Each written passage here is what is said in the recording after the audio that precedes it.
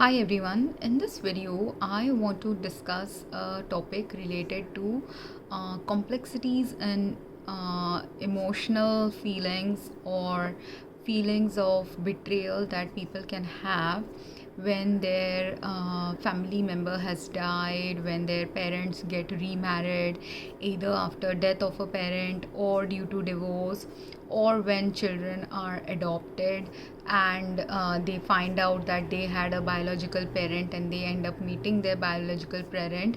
In all these scenarios, children can end up having some conflict of emotions and emotional trauma from certain conflicted feelings. And to discuss this topic, I'm using video of one person I saw online and their stories narration, along with some real life situations that I went through in my life or I have observed other people in my life go through.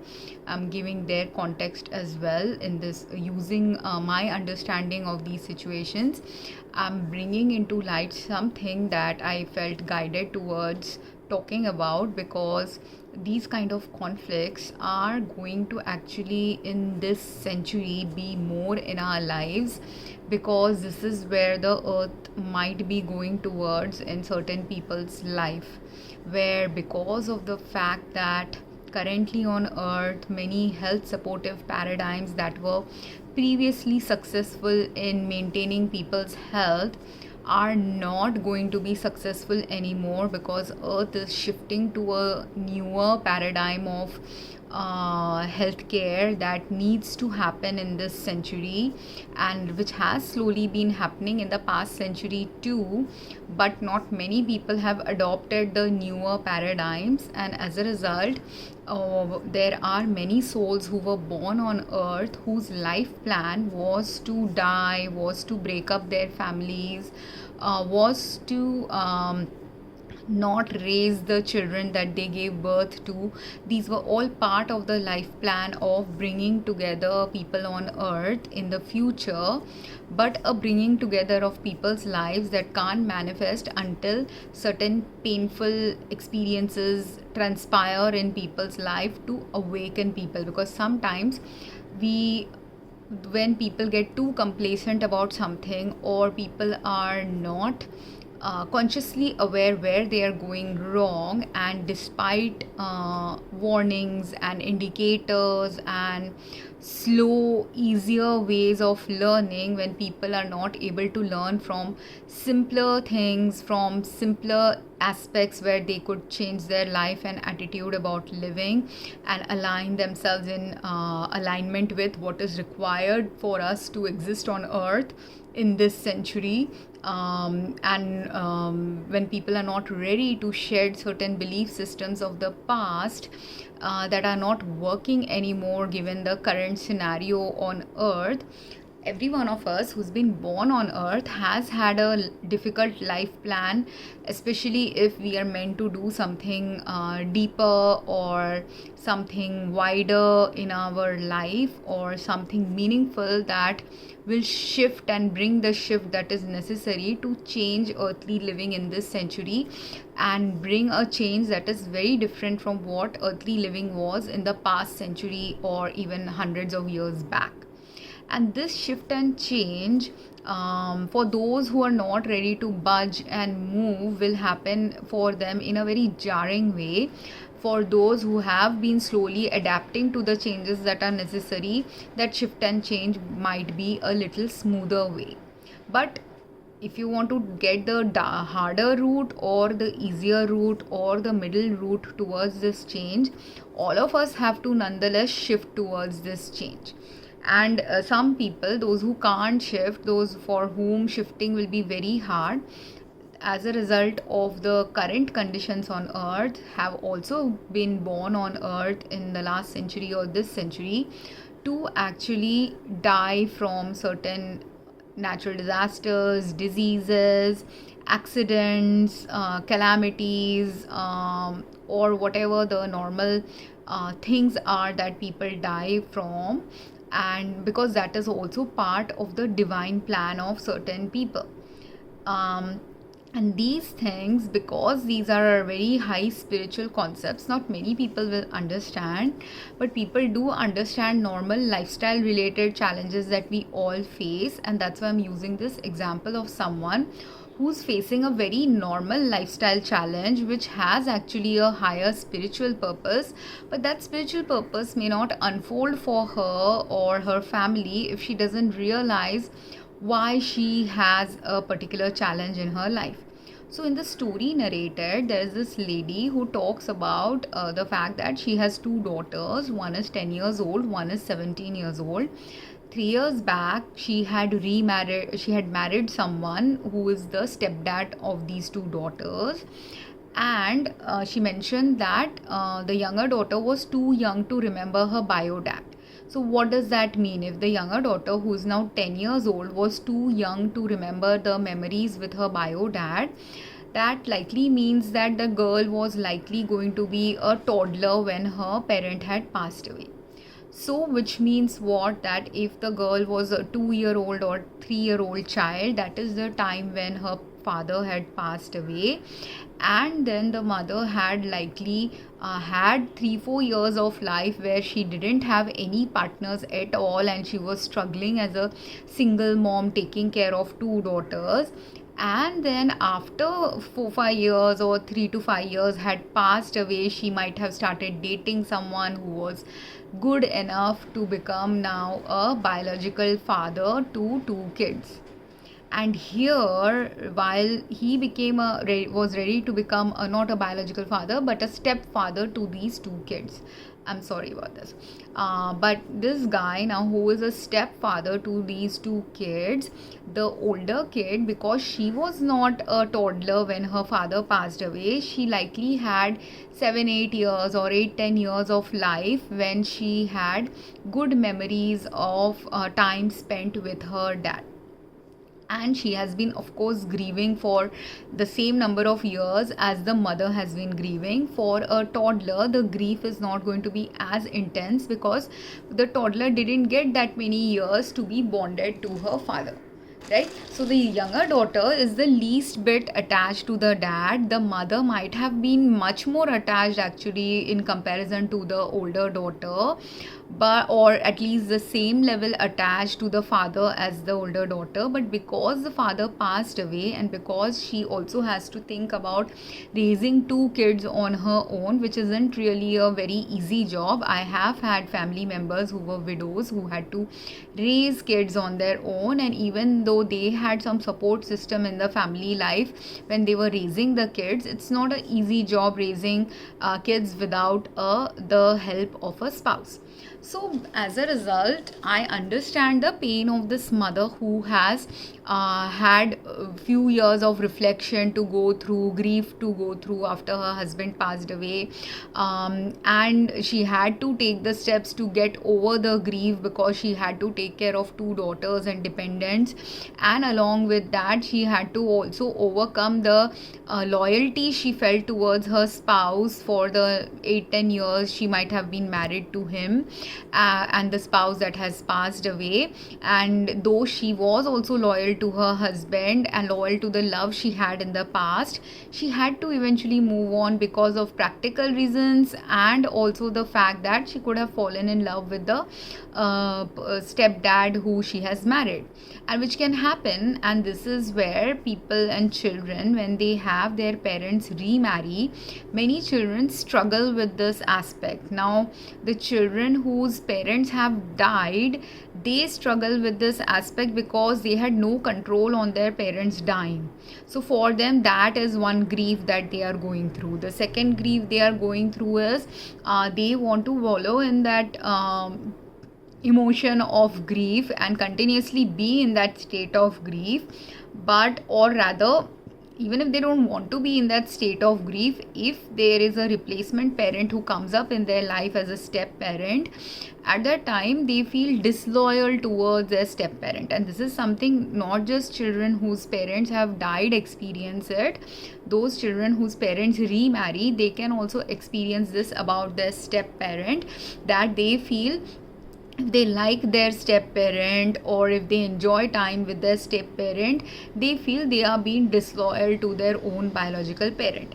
And which is a belief system that kids of this century, or any kid who has gone through this kind of life circumstance, and this is something even an adopted child might sometimes feel when they end up meeting their biological parent as well as their parents who had raised them. For them also this becomes a troublesome thing, because people feel that it shows a lack of gratitude, or it shows a lack of emotional connectivity to the parent who raised them, to the original parent. Like for an adopted child, if the adopted child, let's say in their 20s, meets their biological parent and feels a pull towards the biological parent, the adopted child in that case, at that time, they have more loyalty towards the adopted parent than the biological parent, and might feel that loving the biological parent is a disloyalty towards the parent who has raised them. That could happen to one kid. To the kid in this particular story, Emma, she is feeling disloyal to she actually had a conflict filled, challenging conversation with her mom, or a set of conversations with her mom, where the mom said, I guess get it that you don't like your stepdad, and you hate him. Or the mom has started feeling that her daughter actually hates the stepdad. But the reality is, it could very well be that Emma also likes her stepdad, but she feels she shuts down, and they have gone to a therapist, and she has not. And in the comment section, I think people have written that they have also gone to a therapist, where the daughter is not speaking at all in front of the therapist. Why? Because she has a lot of conflicting emotions inside her, and for her, she is not able to sort out these conflicting emotions in her brain. And because she's not able to sort out these conflicting emotions in her thoughts and in her heart, for her, keeping quiet seems better, because she's possibly feeling that whatever I say is going to be taken in the wrong way by the parent or wrong way by the therapist. But the fact is, if you have gone to a confidential therapist, they can possibly discuss this appropriately with you to understand your context. And the second fact is, even if a therapist or mother understands her context about her pain related to her dad passing away, about the fact that she feels conflicted about her stepdad, because she feels it would be she has openly told her mother that for her this is a disloyalty towards her bio dad. But this is the thing, all these different children category that I'm discussing in this video, they all need to understand that just because you were raised by a particular parent, or you knew someone as your biological parent and they have passed away, or if they divorced, they have moved on from your life, just because you love them deeply doesn't mean that God hasn't given you the capacity to love someone else equally deeply.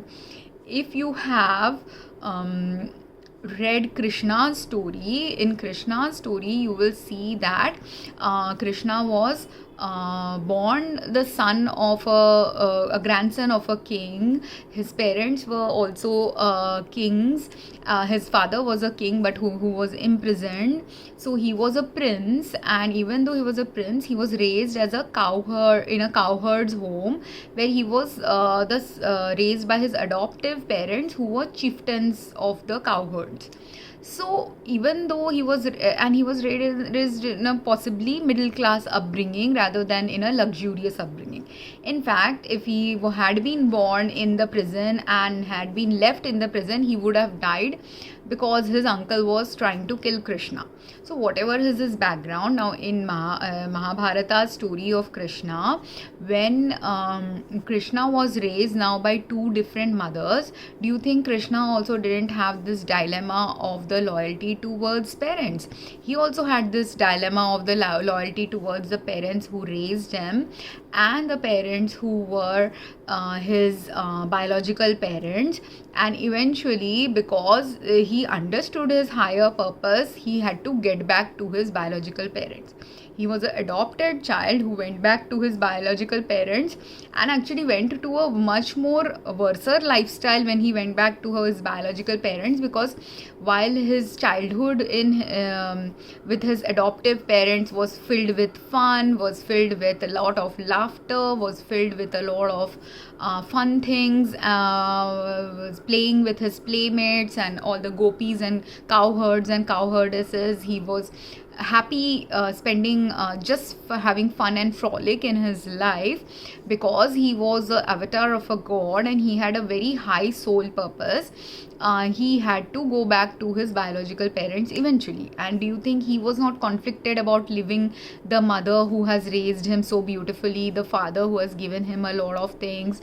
And do you think he didn't feel the disloyalty when he moved back to the palace in a palatial life where there were a lot of political machinations going on, and he had to afterwards, after his youth years, when he went back to his biological parents, his life was constantly filled with warrior related stuff, related to fighting, related to judging, related to being involved in the Mahabharata. So he had to take up that higher mantle, even though in the early 20-25 years of his life he had a very beautiful life with his adoptive parents like that. So he had also dual loyalty related problems that would have cropped up with him. Same is also true of Jesus Christ. When Jesus's father Joseph is not actually his biological parent. So do you think Jesus also didn't have to go through this conflict related to biological parent and a stepdad? Technically, Joseph is his stepdad or foster dad.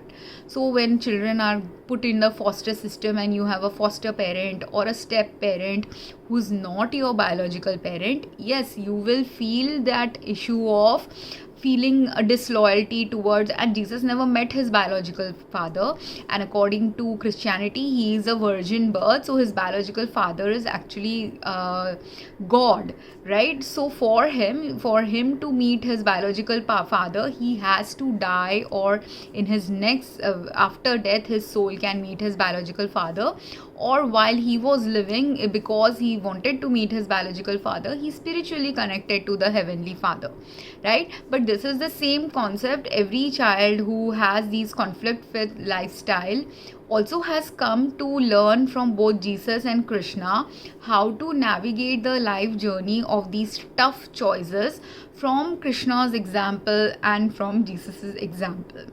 Because in these tough questions that you have to now examine when you are conflicted about the information you have received, and when a conflicting parental role is being picked up by someone whom and you have to understand that if you're in the case of this girl Emma, based on the story that was narrated, she doesn't really she has a really good stepfather, and very few people when their mothers or parents remarry actually get a good quality second parent in their life. Very few people are lucky enough to have a good quality second parent, because all of us being human can make some human mistakes, and some people are also very sin inclined.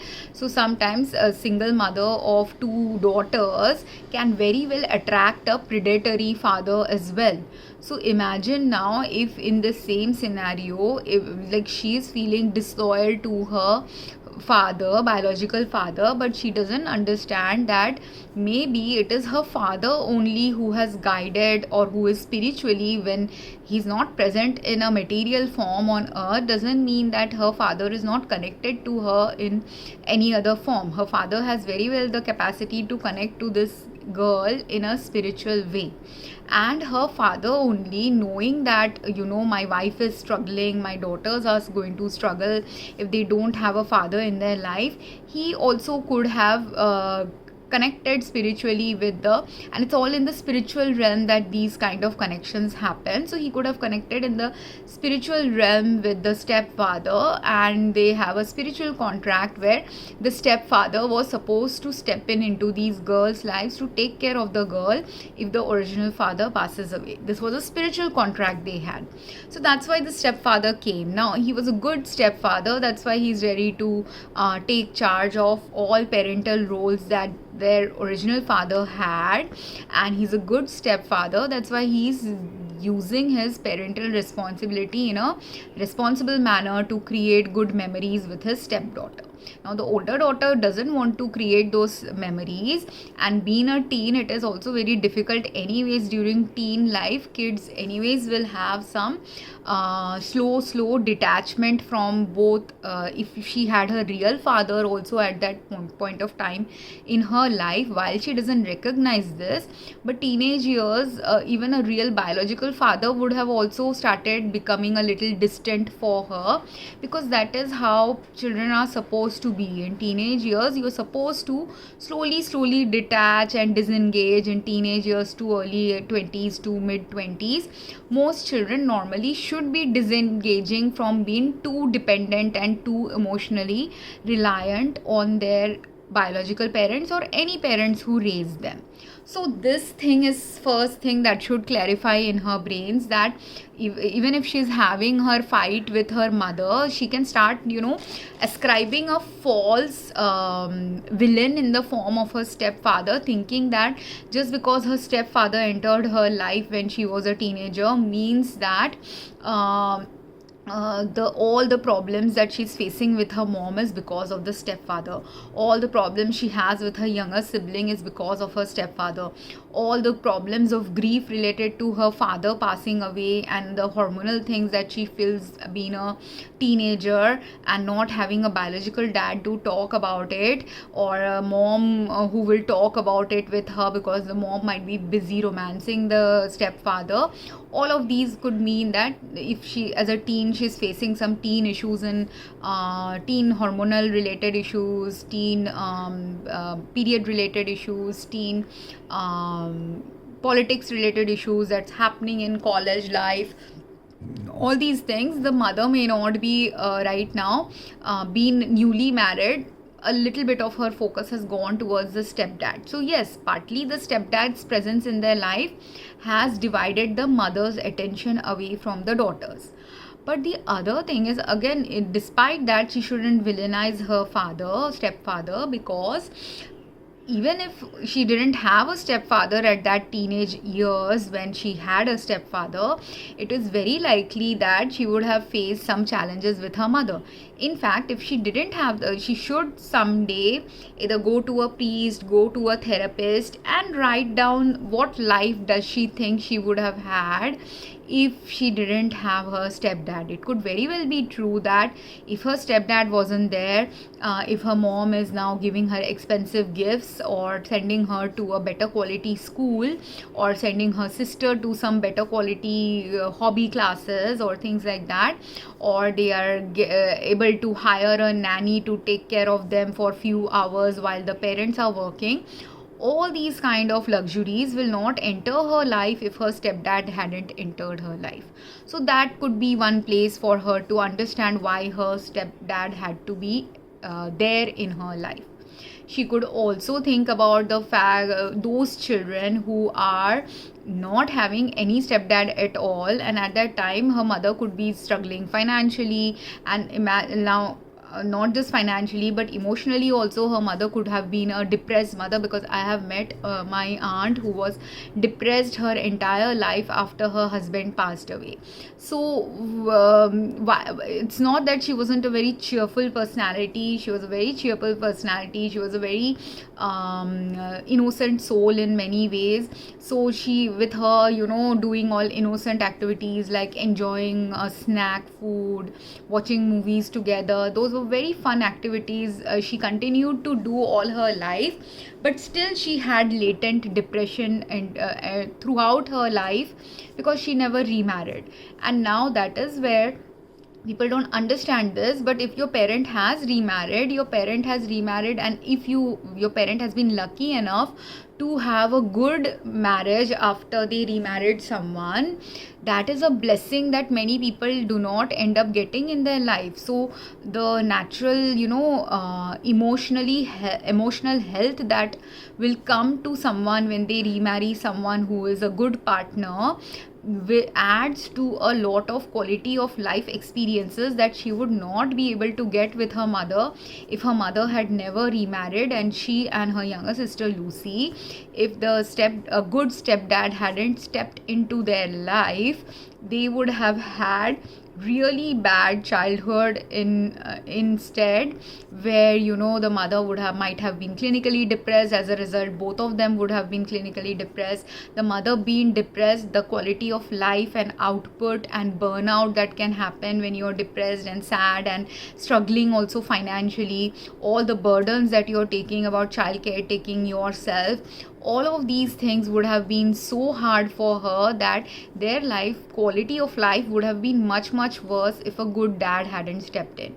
Because there are also many women who also end up dating men who will use them for the fact that this woman has 2 daughters and they are predatorial men. They will hide the fact that they are predatorial men, and after dating the mother might start sexually abusing the children, might start flirting with the children, might start being inappropriate in subtle ways but not in many overt ways. Some people are psychological manipulators who just want some victims to be there in our life, because it's a victim. You are kind of like if your husband has passed away, you have 2 dependents, you're struggling financially to pay for their schooling, education, living costs. You are also going through the grief. In all those times, if you're not emotionally stable, if you do not identify red flags in men, then predatorial men can come up. Psychological manipulators, narcissists can get attracted to such families as well, and they are narcissists or some predatorial men can be overtly sexually abusive, but some predatorial men are secretly sexually abusive, or they will hypnotize a child and wipe memories of sexual abuse. That can happen. Or someone could be a psychological abuser, so for them playing mind games is a fun thing to just have 3 women under their control, financial control and financial obligation to them. Those kind of mind games some men can play, and I have met these different kinds of men in my interactions with people I have dated, people I accidentally meaning when I was in a vulnerable state, I ended up marrying them and then regretting choosing them, because that's how I understood the mentality of what predatorial men can do. Some predatorial stuff I have been exposed to as a teen and as a child, and understand how men can be. And it doesn't matter, like, to the outside world, when a stepdad has stepped into a woman's life, 90% of the world will think, wow, he's such a great man that he has married a widow with 2 kids. But that greatness of the man who has married a woman with 2 kids is not present in the act of marrying a widow with 2 kids, or if someone is marrying a divorcee with 2 kids. Again, it's not about the greatness associated with them taking that step. That step was brave enough when it was brave enough when a man did that in the past century, where it wasn't common for women to remarry after a divorce, or after their husband have passed away, or after women have 2-3 children. It is difficult for women to find a partner. So in all those scenarios, it was indeed a great act for a man to do. A century back, a man from the 19th century, 20th century, when they did that, it was a brave act and a great act. But in this century, in the tail end of last century, if any man is marrying someone, their greatness arises not because they are brave enough to do something many other men in the past have done by marrying widows or marrying divorcees or marrying women with children, but their greatness arises from how good a father they are, how good a husband they are, what quality of life improvement they brought in the lives of the partner they remarried. Right? They remarried or married, because there are single women who could have been teen moms and then they found a man in their 20s who married a woman with a kid or 2. So that scenario can also play out, right? So the goodness of that parent, step parent, and this is again, men can also do it, women also do it, and women have been doing it more often than men. Men started doing it more in the last 2 centuries of earth's existence, whereas women were been many a times financially dependent on men, or been many a times not having the agency to choose their partners. Many women have been second wives to men very easily. Many women also having a more emotional heart for people with pain are also more ready to take that emotional challenge of becoming a stepmother to some child. So that's why women have been doing it for a longer time than men have been doing it. But again, in case of a woman also who is a stepmother, or a man who is a stepfather, or a second father to a family where the first father is possibly still alive, the biological dad is still alive, but when people are doing that, or when people are becoming adoptive and foster parents, at that time the goodness of a adoptive and foster parent or a step parent lies in the quality of life they brought in the lives of the children and the spouse they have. And it is not and in there the scrutiny needs to happen, the scrutiny of gratitude needs to happen, because yes, she has every right to hate her stepdad. When at that time God will allow you to even hate that stepdad, or dislike that stepdad, or be rude to that stepdad at the point of time if he is sexually abusive, emotionally abusive, psychologically abusive, when he is cruel to the mother, when he's beating the mother up for because of addictions or something, when he's beating the children up, when he is emotionally and financially manipulating the mother's finances and causing neglect in the children's lives. At that time, if she holds the grudge against her stepfather, hates her stepfather, it's a very valid emotion to hold against him. But at the moment of time when she doesn't have that kind of a stepfather, but has instead a very opposite kind of stepfather, who's very supportive as a father, who's very supportive as a spouse, who is brought much more extra quality of life and better quality of life in these children's lives, if she continues holding a grudge against him, she's been disloyal to the fact that God was merciful towards her and her family.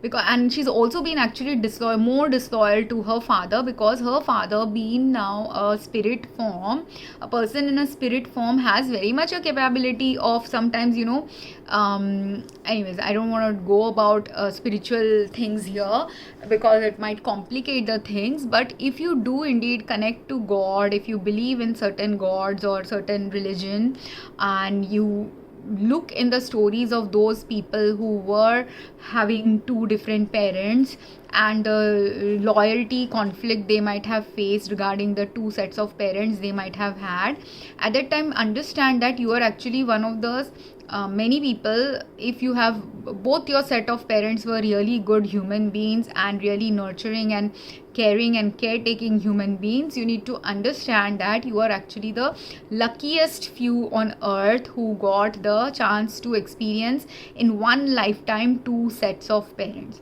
So instead of feeling disloyal towards one, and also recognize that it's not disloyal if your parent is not involved in your life, even if your parent is alive in your life, or if your parent has died, it doesn't mean you are being disloyal to the past memory of enjoyable time you have spent with your parents.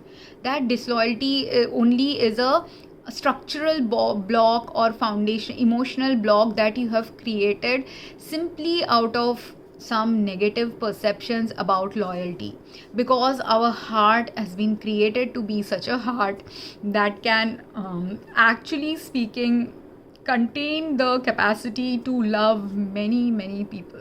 That's the whole purpose of being human, especially being human on a earth with 8 billion people on earth.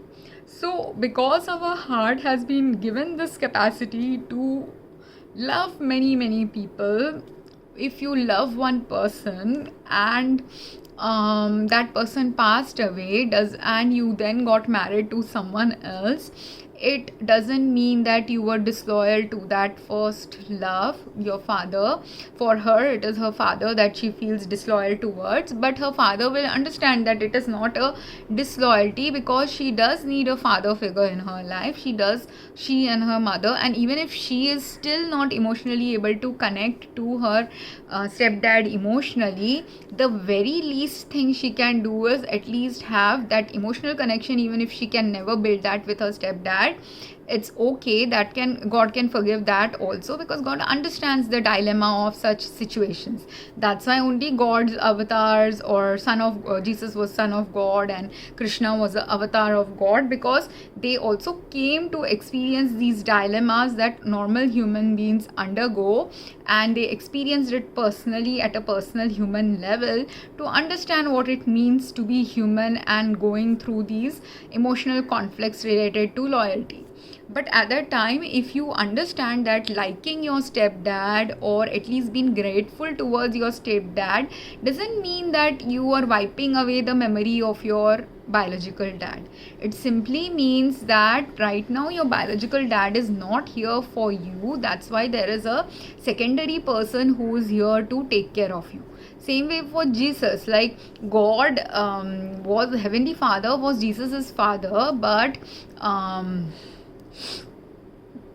Mary needed some caretaking when she was carrying Jesus. She had to be protected from Herod's army. She had to be given some safe environments to give birth to the child. She had to have some provisions in her life while she was a nursing mother to caretake her child easily. And all of these things couldn't be brought in Mary's life if Joseph wasn't guided by, and Heavenly Father only guided Joseph to take care of Mary, right? Because, and at that point of time, 2 centuries back, it was very uncommon for men to take care of someone else's child, or very few men would do it. Out of, if there were some rich men would possibly do it if a woman was very beautiful looking, but many men wouldn't do it at that point of time on earth's existence.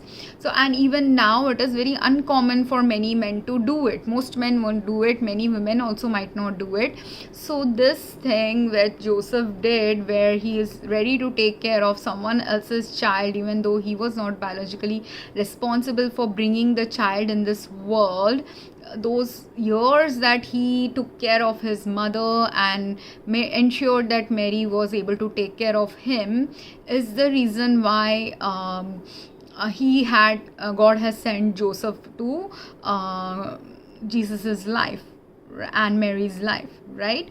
So this thing, but does it mean, and Jesus did have much more deeper connection with the Heavenly Father, but does it mean he's been disloyal to Joseph when he is connecting with his Heavenly Father? No, that disloyalty doesn't exist. God also knows he loves Joseph as much likely as he loves God, or some level, similar level love only will exist in Jesus's heart in order for Jesus to be Jesus, right? So this thing you have to understand. Sometimes you can have two dads with whom you will have it's not a competition at all. It is just a collaboration of two dads. It was a relay race between two dads. One dad died when she was 8-10 years old. The other dad entered her life when she was possibly 14-15 years old, and God gave her also that time of adequate grief for the dad that passed away, and she can lifelong continue grieving for her dad who was never there in her life. There's nothing wrong if she lives until 80 years of age, that until 80 years of age, every few years she cries about the fact that she didn't have a biological dad. God will allow you that grief. There's nothing wrong in grieving for a dad that passed away, grieving for a dad with whom you felt a more deeper emotional connection, which is going to be natural because you're 50% that person, you have 50% same genes as that person. So you could have enjoyed a lot of much more fun experiences with that dad compared to the experiences you will enjoy with the next dad that came in your life. But even if you don't enjoy your life experience with your stepdad, the gratitude at least should be for the fact that he could have brought some quality changes in their life that wouldn't have occurred. He could have brought some happiness in her mother's life, so she should be happy on behalf of her mother. At least she should be happy on behalf of her sister, at least, because her sister has never experienced, like, if the father passed away when the sister was 2 years old, when a child is a toddler, at the toddler stage of life, babies are mostly attached to the mother only.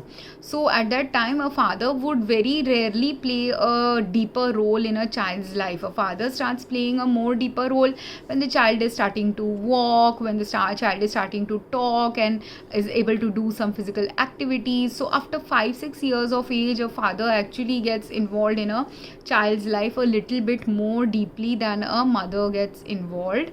And in most children's cases, and nowadays, of course, in the modern families, people are trying to, the narrative is shifting where men are also, helping in feeding the child, helping in caretaking of the child. So if that family life exists, then also some bonding will be there with the father, but you won't have any memories of someone feeding you. Very rare memories you may have of the father that passed away, if your father passed away when you were only a couple of years old. So that's why for her, she has no father, so she should think about her younger sister, that the younger sister, technically speaking, has never had any fatherly experience in her life that was meaningful for her in this life journey. So for her to have that meaningful fatherly bond, like how all her friends are having with their fathers, is an important key core life experience that is only possible if she has a good stepdad. So just for the fact that they have a good stepdad, a stepdad who doesn't abuse them or beat them up or manipulate them or do something worse with them, that by itself, she should at least have that much gratitude. And she's a teenager, that's why it is high time for her to start thinking on these skills slowly, and it may take her some time to actually develop a deeper understanding about these concepts. Maybe when she is going to struggle with loneliness as a 20-year-old, 30-year-old, that's when she will understand her mother's pain a little bit more deeply. But if she slowly starts at least wrapping around the gratitude elements related to the father that came in their life, it will help her. And not just her, any other child. Many male children also experience this when their mother passes away and the father might marry someone else, or the parents have got divorced and father gets remarried, and then they feel this conflict towards the stepmother because they have their own mother, and if they like their stepmother, they might feel again that they are being disloyal to their own mother. But it's not about the disloyalty to your own parent, whichever parent has got married or remarried. It is not a disloyalty, it's just that you have been given the heart and given the luck of experiencing love from two different parental figures. That is what the purpose was of your parent remarrying again. And if you hold that as a belief system, start understanding and wrapping your head around that, you will understand that there is no disloyalty involved anywhere.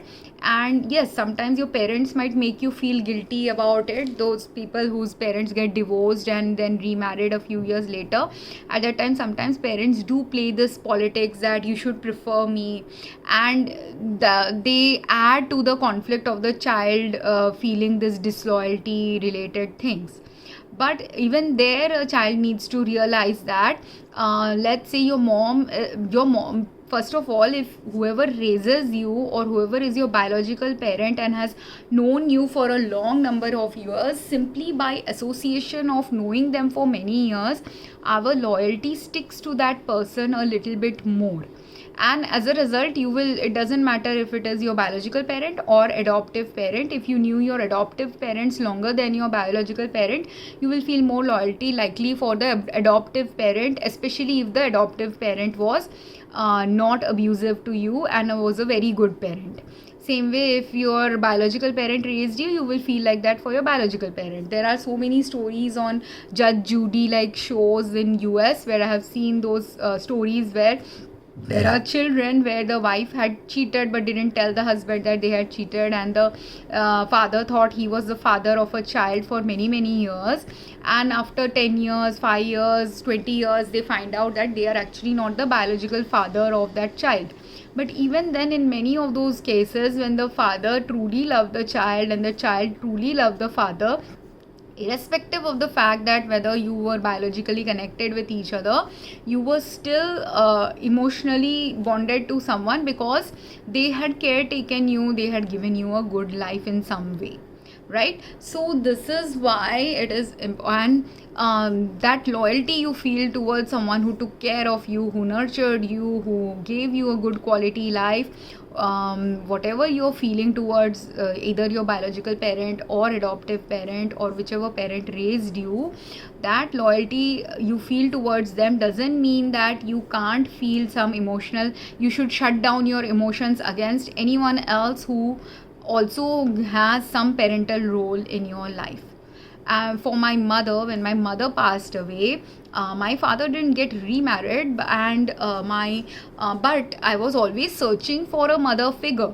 So for me, any other women that I met in my life who were my mother's age or who were not even my mother's age, some of my friends have also been like that for me, wherein when I didn't have a mother, those friends were taking role of my mother in some ways, which if I had a mother also, I would actually not have got, because my mother was very sick before she died, and she was not able to be a very involved mother for many many years.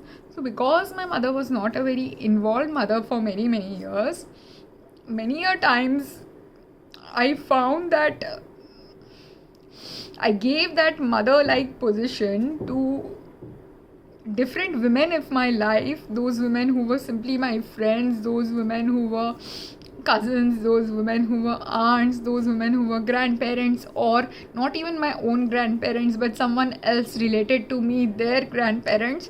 I genuinely felt that deeper bond with any woman who gave me the maternal kind of feeling from the interactions I had with them. So and I still emotionally am pained at my mother's death. I still grieve about my mother's death. I also have had these thoughts where I have felt my brother or dad weren't loyal to my mother 1 year, a couple of years after her death, when they went for a cruise on the day on the month when my mother was on the week when my mother was had died. So I understand that how you can feel that there's disloyalty involved, but eventually I realized that they didn't go to the cruise the year my mother passed away or the next day my mother passed away. They went to that cruise 5-6 years after my mother passed away. So it was very wrong of me to judge their grief. They also had grief for the passing away of the mother, but or even if they didn't have the grief or as much of a grief that I still, my brother and dad, they never replaced my mother with anyone else, but I didn't replace it. It's not that I called anyone my mother, but there are many people who are mother like people for me, simply because they brought some element of maternal energy in their interaction with me, or I found that maternal energy in them that even my mother actually didn't provide to me in my life, like just simply because she was sick. So I didn't feel disloyal. I don't feel that when I'm talking like this that it is a disloyalty towards my mother. I knew she was very sick. In fact, my loyalty is towards my mother is, and everyone's loyalty towards whoever they love comes up from their understanding of that loyalty, or their what they can do with that loyalty they feel towards that parental figure. So for me, my loyalty towards my mother is about finding out why she died early, why was she sick before she died. These are the things that bring loyalty in my experience with her. Whereas about my experience with her, whereas I don't find it disloyal if I found that if like when my mother, actually before she passed only, during period time, there was another friend's mother who helped me with period. There was a cousin who helped me with understanding period related issues. So were they also mother figures in my life when my mother was not able to fill that role? They were. And then in my after, and this was way before my mother passed away, but when she was sicker and was not able to focus on taking care of us. And then after my mother passed away, when there was no one to talk about maternal about issues that girls might usually discuss with their family at that time also. And if I found my family was not going to be able to understand the complexity of the situation I'm going through at the time, instead of talking with family, I've conversed with friends who have been that mother figure, like substitute for me in a very temporary way, but it was a very helpful way when they provided that guidance or provided that suggestion that wouldn't have come otherwise if I hadn't taken them as a substitute to a mother-like figure in my life. They were a friend, but again, sometimes your friends can also be like your parents to you, and even though they were not wanting to parent you, or they didn't think what they were doing was a parental thing to do, but it was indeed a parental thing for them to do. So I hope this makes sense. So like that. And in my life, no one remarried, no one got married again or substituted the parent, but you still need some parental substitute. Like if this girl's mother had not married again, she would still have been searching for her father in other people, and she would have likely, if she didn't have a stable family life with a stepfather, she would also be one of those girls who end up being pregnant as a teen, because they're searching for that father figure in their teen life, and they will possibly date some older men in their teens or 20s to keep looking for that father figure in another man. So which is nothing wrong if you don't end up again getting trapped by predatory men or exploitative men. If you get trapped by predatory and exploitative men, then that becomes a evil experience for you, whereas, or the darkness led experience. Whereas if she holds the gratitude towards her stepdad, she will also realize, if she warms her and softens her heart a little bit towards her stepdad, and she is actually trying to become stonewalled against her stepdad. She's actually trying to prevent the emotional she's got another thing. It's not just about the disloyalty. If she genuinely likes her stepdad also, for her it is also a problem that if she likes her stepdad a lot, that can create a problem when if it happens that some elements of her interaction with her stepdad, she finds it much more better than the past. That could be another issue.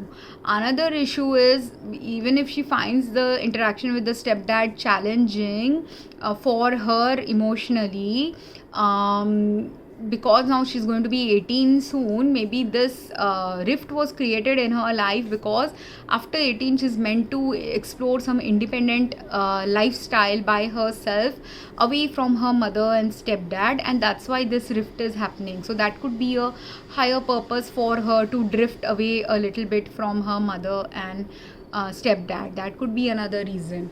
A third reason could be, if she likes her stepdad too much, her mother could end up becoming jealous about it as well, because that can also happen, play a role in someone's life. So it can be a protective mechanism if she has a difficult experience with her stepdad in the later teen years, so that she can slowly separate away from the family and continue exploring her life in a way that is necessary for her to explore. But if she gives the freedom to her mother and younger sister to explore a family life with the stepdad that she may, being an older child, is not able to explore with him, that will at least not cause a too deeper rift between her and her younger sibling and her mother. Same way with any other children, when their parents get remarried, understand that even if you like or don't like your step parent, if that step parent brings some level of happiness in your parents' life that the previous partner was not able to bring, or if they brought some good great changes in your parents' life that a previous partner couldn't bring, just holding gratitude for that would be helpful.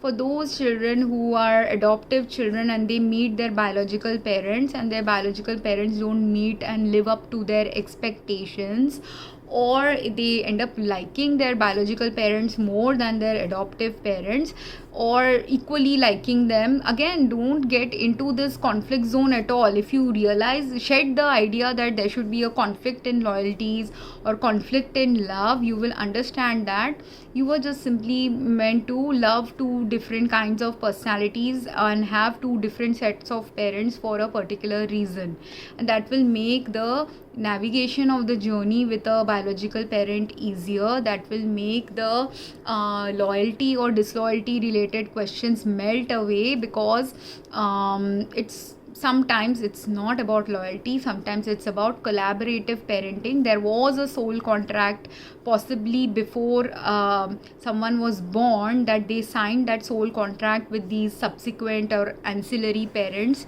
because there was a soul contract. Like Krishna's life, in previous life only, there were certain things that played out karmically. Because of the result of that karma only, in his next life he was going to have two mothers.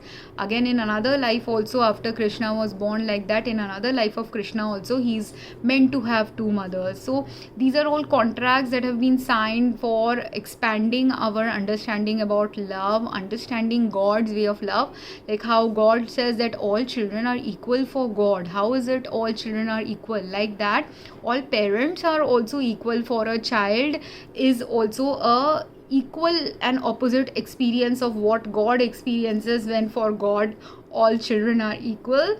Same way, for a child, all parents can also become equal, and those children who are trying to understand God's perspective in an opposing manner are the children who end up having these conflicts related to two parents, parents dying, parents remarrying, parents abandoning and then coming back in their life later on in their life, having adoptive parents, having foster parents, and things like that. I hope this was meaningful. If anyone has questions, comments, would like to share something in the comments, I would love to hear from you. Thank you very much. Have a great day.